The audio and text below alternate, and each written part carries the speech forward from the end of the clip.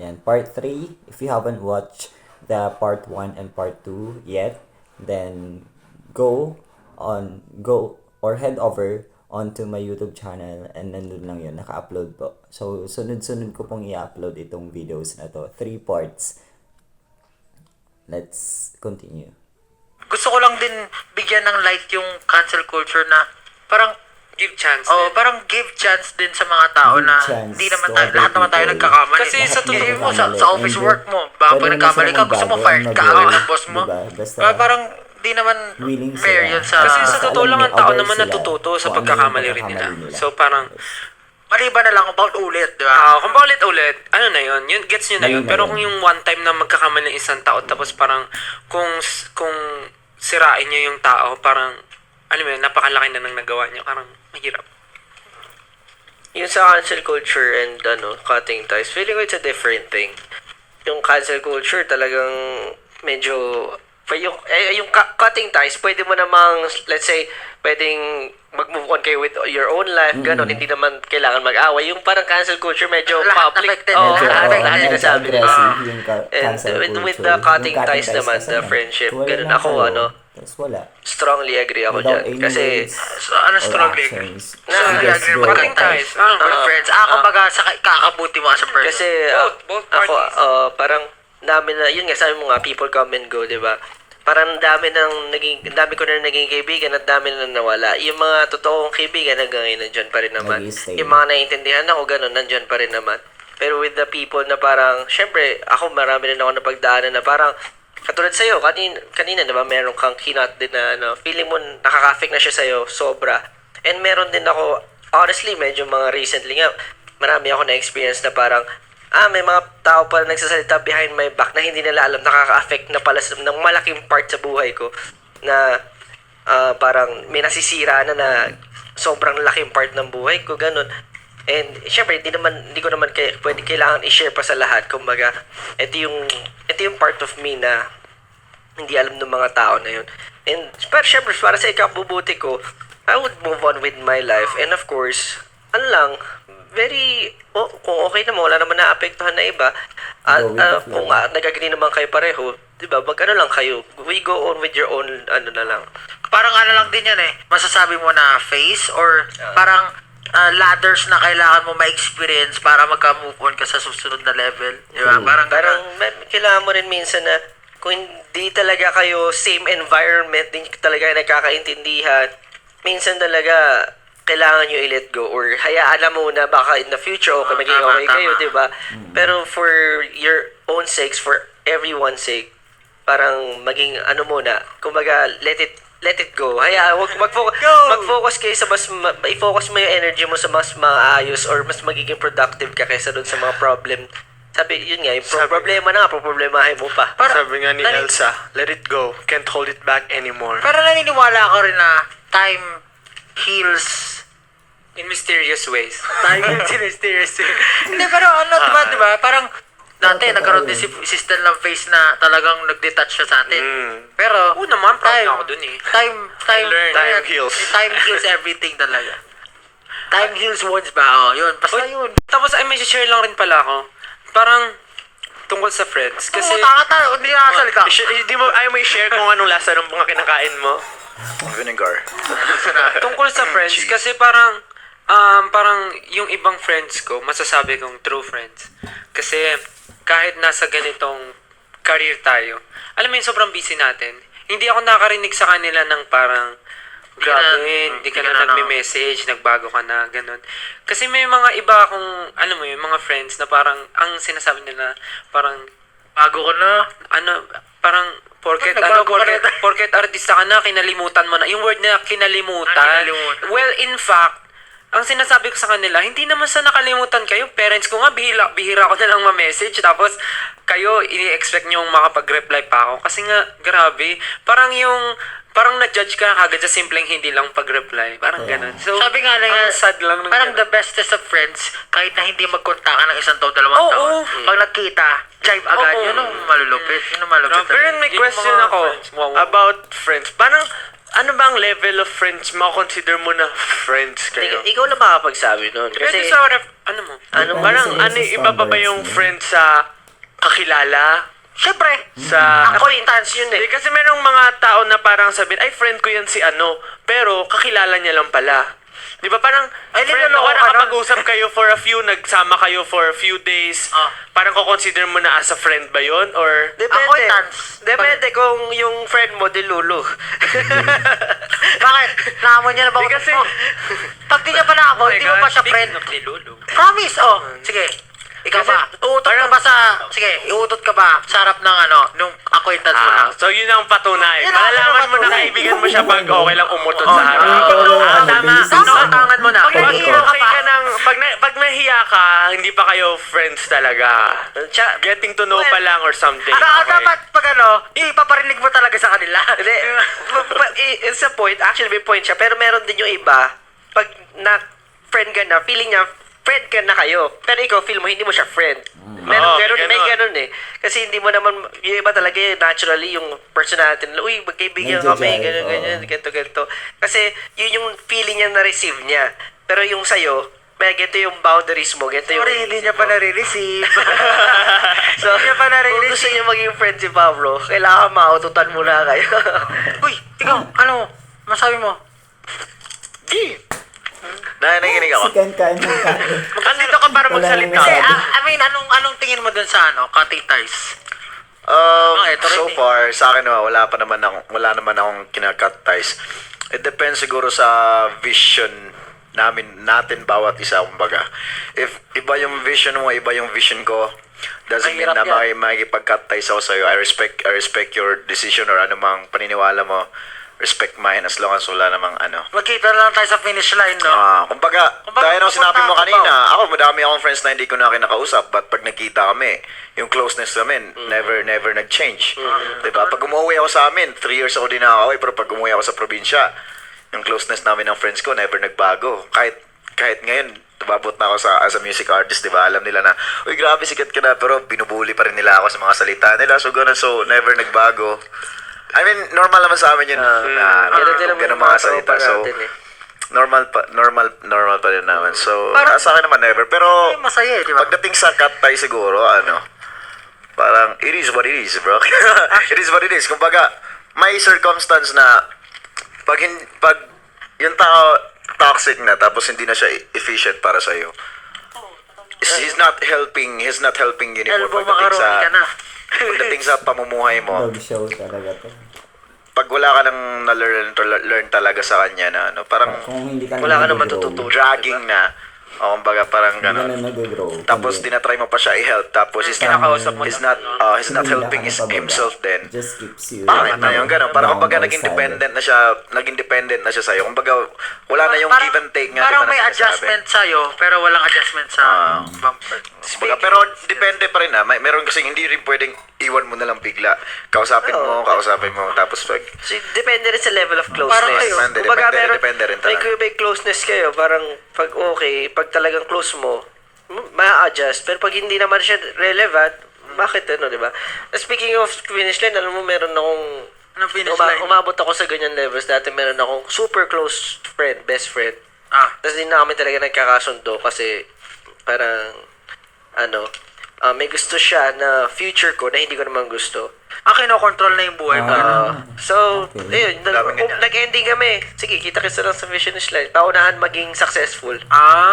Yun din yung isa sa mga bagay na ko na hindi ko rin talaga gusto yung kumbaga may vision yung tao para sa'yo. Hindi, may sarili akong vision eh. Same. May sarili akong path na gustong tahakin. Sila rin, yung vision, may sarili. May tropa rin tayo Ever na vision. gusto nila yan, gawin nila. Di ba? Vision. Ever na gusto nila yan para sa akin. Mga tropang vision. Siguro gawin mo nila sa sarili mo kung ano, di ba? Parang Yung ganun. totoo Yun, na totoo. yun, Yung gusto mo frustration. yun. Tsaka, Wala alam mo, ang place sa pinakamasaya, buhay. yung pinakamasaya sa buhay, yung gigising ka, wala kang sama ng loob. Yung, ang saya, Peace of ang saya mind. talaga niya, promise. Parang, meron kasi ako dati na kinikingin na sama ng loob, pero nung nawala yun, grabe. Humaba parang- yung buhok mo, no?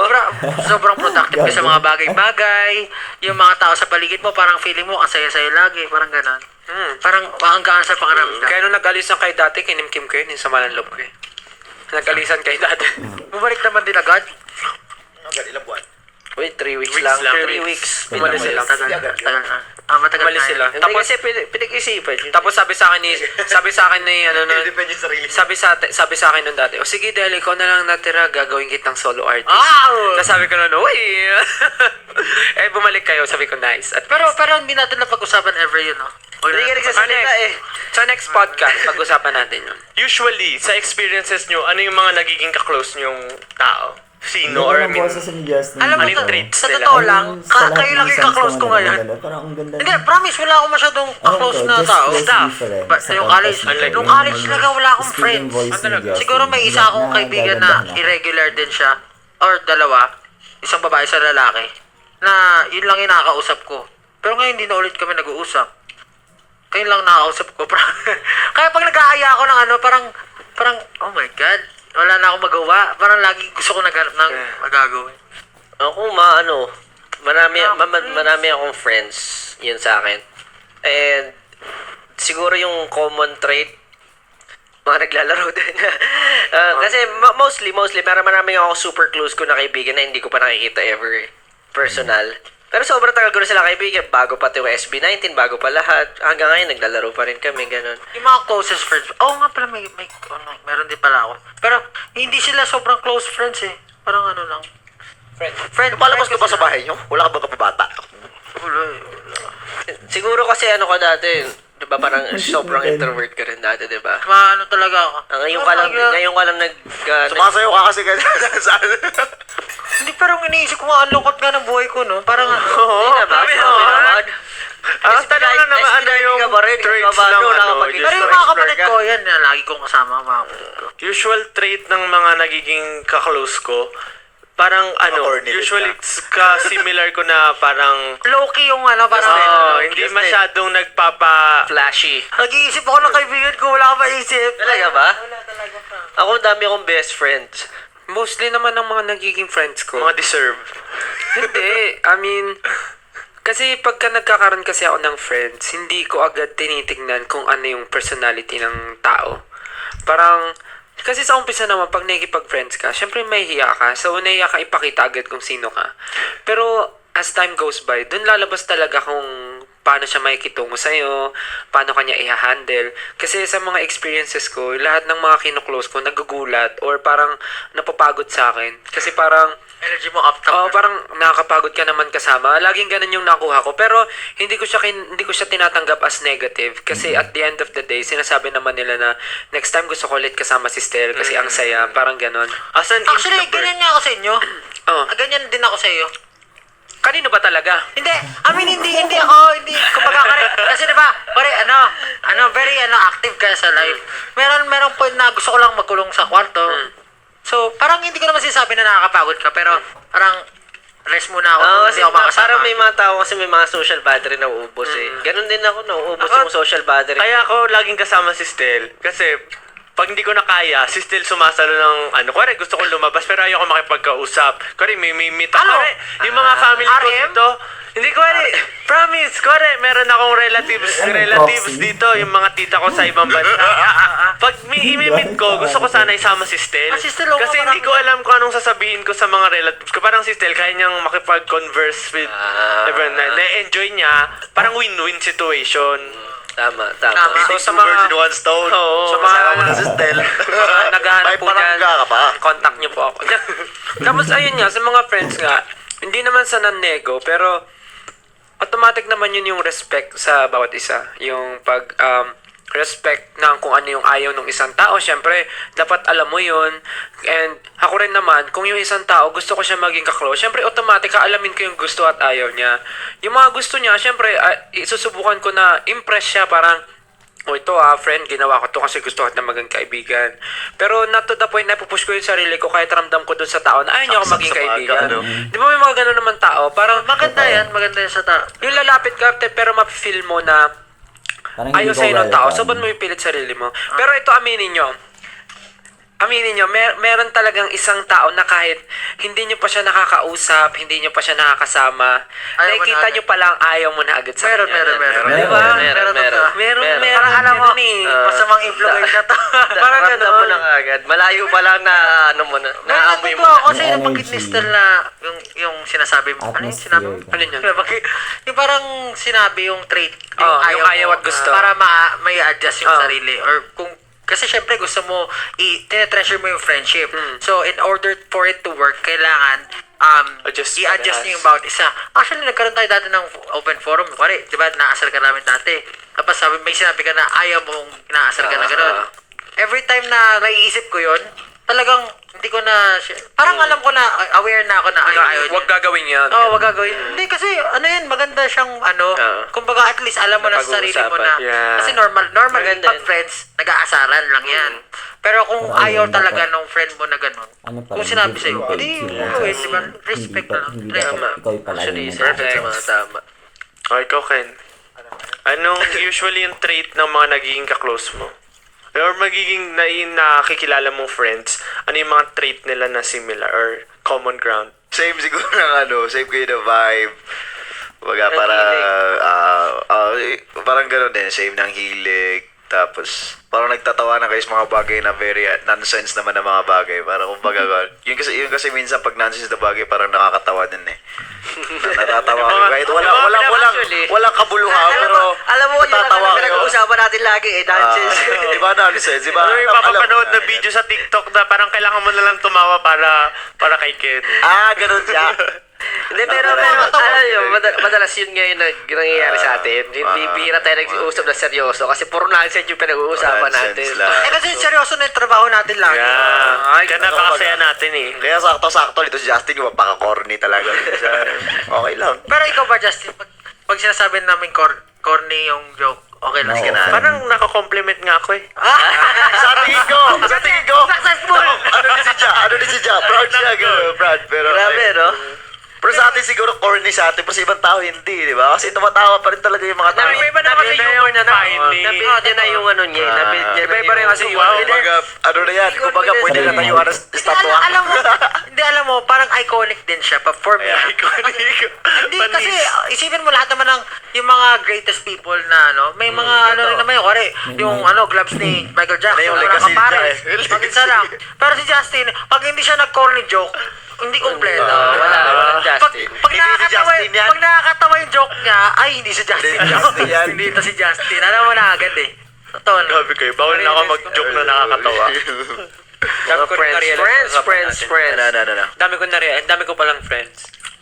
Halata naman sa'yo eh. Parang kahit saan ako pumunta sa Pilipinas, may friends ako. Like sa Cavite, may friends ako. Sa Taguig, may friends ako. Sa San Juan, may sulok friends ng ako. Sa mundo. Iisip pa rin ako. Las Piñas, may friends ako. After ko ng college, SB19 na din kasi agad. Ay, lakas! Di ba? So, Couture. mga bawiin. friend natin, sina Jello, sina JP, yun lang. Trainees, mga trainees. Bawiin kasi after college mo na nag-audition ka kagad eh. Oo nga, bukod doon, wala na. Nandito naman kami. Ay. Lima. Hoy, 5 kami. Di ba sabi mo? Oh, Ay, paano actually, tayo naging close pinilit sa lang. isa't isa? Totoo naman eh. Totoo nang pilit lang. Kasi nandito kami, ano pang gagawin namin, di Oo. ba? Totoo. Kaya, Actually, kaya, hindi kaya kami, nga sinabi ko ano, sa inyo, parang noong una, ayoko talaga. Kasi, syempre, iba-iba yung ugali, iba yung ano. Sobra. Pero sabi nga ni Justin, kumbaga, iba-iba naman din yung pinanggalingan natin. So, May iba't ibang ano. para sa akin din, pipili ka lang din tao na kasamahin mo habang buhay. Parang para tayong kinasal ng 7 years, parang Yeah. ganun. Parang isipin mo, hindi, kaya nga minsan, hindi ko rin magets yung concept ng diborsyo, tsaka annulment. Kasi yung vows nila is, to take and tin till death do us part. So, ibig sabihin, through highs and lows, magkaroon man kayo ng problema and disagreement, dapat i-work out nyo. Death will- Parang that's ganun the yung only way to relationship. separate kasi. you, parang ganun. Parang kahit na sira ulo ka, bakit di ka nagpa-practice or hindi ka nag-aate? Unless nagpapatayan na tayo. Unless parang parang brother pa rin, parang okay, Unless intindihin ko siya kasi nagkakasakitan na, parang kailangan it's also my i-realize obligation na, as his friend and as his teammate. Wala na, tayo na lang nandito eh. Parang tulungan na lang natin isa't isa. Wala na akong iba eh, friends. Dami naming ayaw sa isa't isa eh. sobra. Sabihin mo, totoo. sabihin mo. Sabihin mo. Madami nga. Okay, one trait na ayaw mo sa isa bawat isa. Hindi, ako itatanong. Ano pinakain niya sa akin trait? Ako dati meron. Ay, meron ako. Ano? Sige, isa-isa mo na. Sige. Ako. Sige. Ako dati meron. Masyado ka dating... And that's a wrap. See you on our next episode. Laging tandaan, lahat ng to, atin lang. Ayun. Mahaba nun, 1 oras.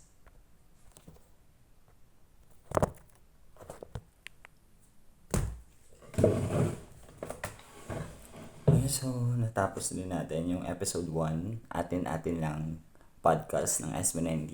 So, if you have any suggestions on videos that I should react to, please comment down sa comment section below yung links at kung ano yung video na yun. Thank you. Thank you for watching. Please consider subscribing to my YouTube channel and see you on our next video. Thank you.